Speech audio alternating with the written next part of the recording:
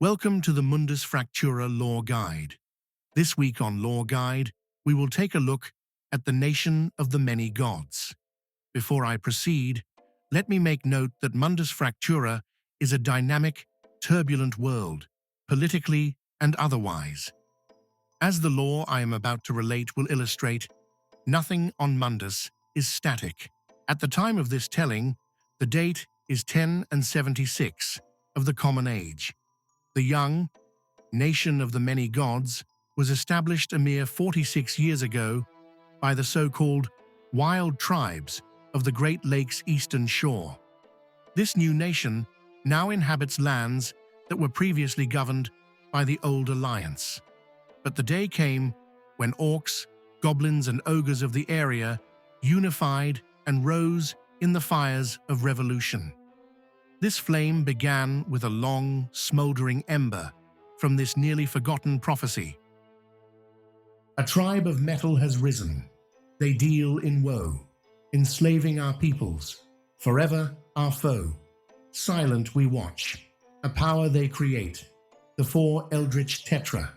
With spirit they mate. There is then a bit of orcish operatic singing which I will spare you, and it continues. When the tribe of metal sleeps, when in infra they rest, when from the tower of goblin, the four start a quest, when the sisters of dirt find a long-buried cadeau, and a dragon of iron slays a dragon of shadow. The prophecy has a bit more opera here. Seriously, orcs of old really liked their opera. Again, I will spare you and move on to the last section. The strong one becomes weak. The corpulent doth not walk. The roast of an army, a feast then shall ye flock. Meet on the moot, gather all tribes in praise. Take them and the tetra, and we all will be raised.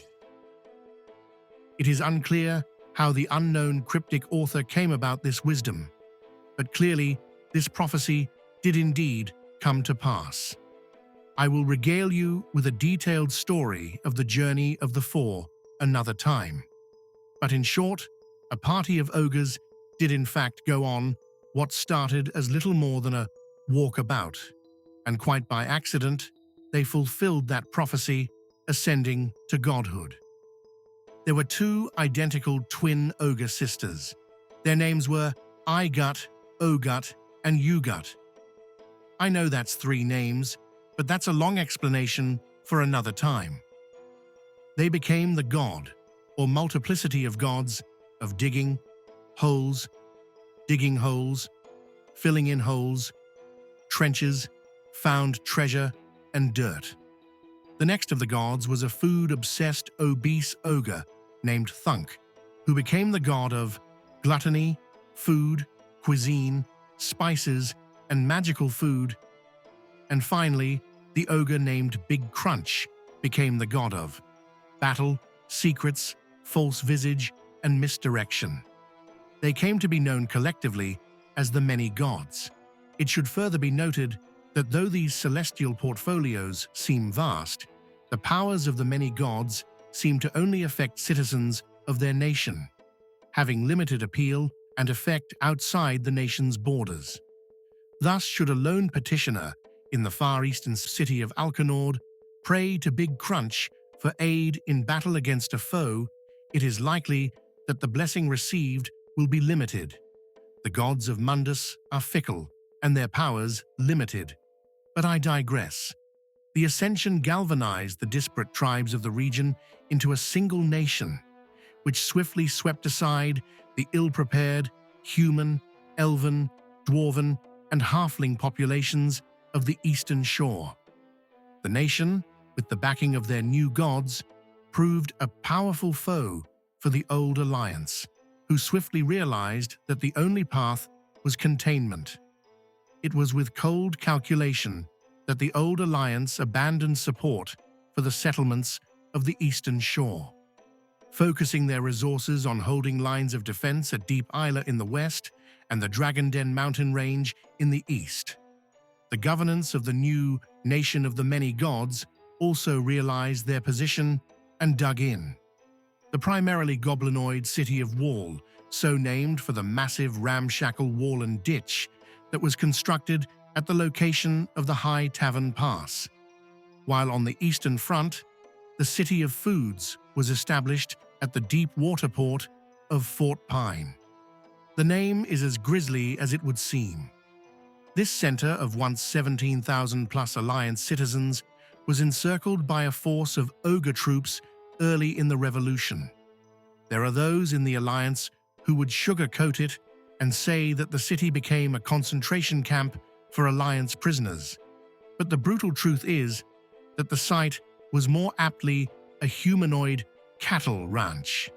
The city, which eventually became a seat of power for the more affluent worshippers of Thunk, was a little more than a culinary destination and gruesome delicatessen.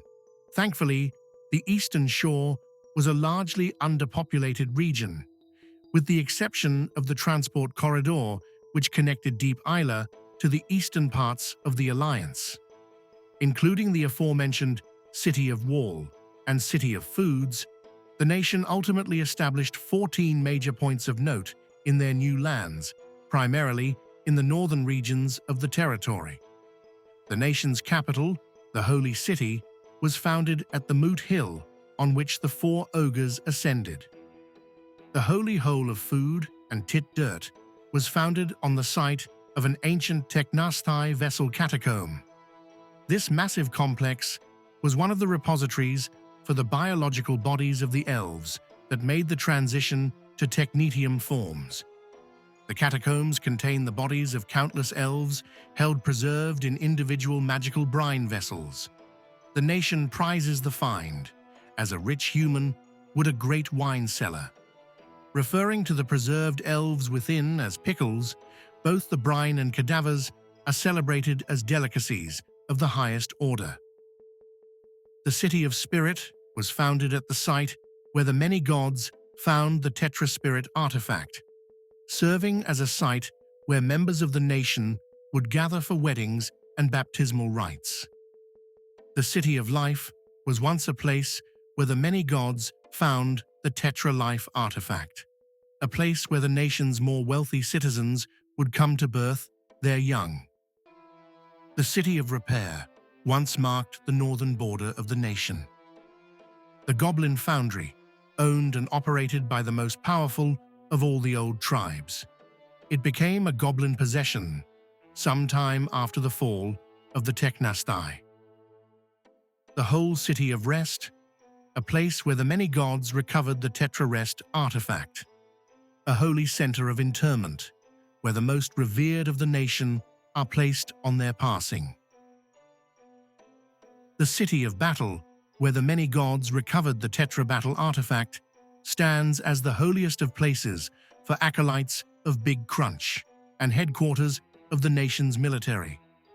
Spy Hill is the tallest mountain in the Dragon Den Range and serves as a lookout post for the nation. The South Toad Ranches encompasses the entire region south of the Holy Road from the City of Wall to City of Foods. The area is dedicated to the ranching of the nation's primary food source, the giant toad. South Hole City marks the southern border of the nation, and beyond being a strategic position, it holds no great cultural significance. As always, the keen among you will note the use of past tense in many of my location descriptions, and for this, there is a reason, which I will explain shortly. Over the course of the next 40 years from the year of the initial revolt, in the year 10 and 30 of the Common Time, the nation grew, solidifying its borders and holding the powerful alliance in a stalemate with the aid of their fervent and collective belief in their many gods. Time would see the open hostilities between the two powers decay into a Cold War and then an unspoken truce. In these years of quiet truce, there was peace and prosperity. And then came the time of the victories, in the year 10 and 70 of the Common Time. Invaders from the north, a vile collective of humans known as the Ascetic or the Forsworn, swept down from lands beyond the treasure-poor hills. The nation had grown complacent with peace, and it is widely accepted that the many gods had become angry at their nation's softening. The invaders were seen as a test, a trial from the many. Would the nation rise to this challenge or fall? Thankfully, years before this invasion, the nation had discovered a Teknastai artifact known as the Dunamancy Drive, not far to the east of the Holy Hole of Food and T.T.R.P.G, discovered thanks to explorations of a sect of adherents of the sisters I-Gut-O-Gut and U-Gut. The device was able to tap into the weave and utilize gravity magic to pull objects from the planet's rings for use in targeted attacks on the planet's surface. It is said that the many gods sent a celestial decree that the artifact may only be used in the nation's darkest hour. With the nation's leadership convinced that hour was nigh, they sent a crack commando squad known only as the P-Team to activate their salvation. In an act viewed as pure mercy by the nation, the team activated the device and liberated the ascetic-captured City of Repair. More, they actively foiled the impending invasions of both the Goblin Foundry and whole City of Rest, eliminating the targets, making the ascetic objectives worthless. As an additional act of mercy, the team, and I quote from official diplomatic documents, assisted the Eastern Alliance by eliminating the ascetic presence in the City of Crossroads. In plain common, they dropped an object the size of a mountain on the city. It is written and depicted in the glorious murals of the Holy City.